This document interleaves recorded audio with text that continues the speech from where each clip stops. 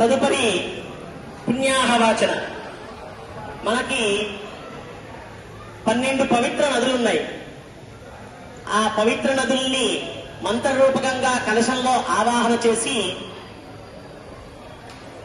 ఈ స్థల శుద్ధి, ద్రవ్య శుద్ధి అంతా చేసుకున్నాం.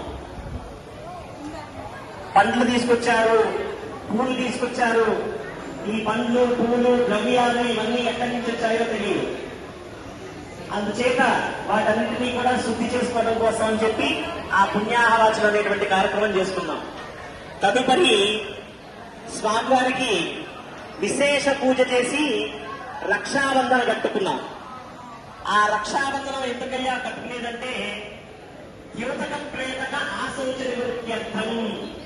అంటే ఉదాహరణకి మనం ఇక్కడ కూర్చున్న దంపతుల్లో ఎవరో ఒకరికి ఏదో చెడ్డవారితో మంచి వారితో తెలిసింది.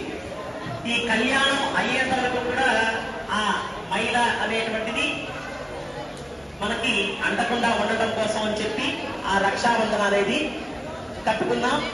అట్లానే స్వామివారికి ఎందుకు కట్టామయ్యా అంటే లోకరక్షణ. ఆయన చేస్తూ ఉంటారు లోకరక్షణ.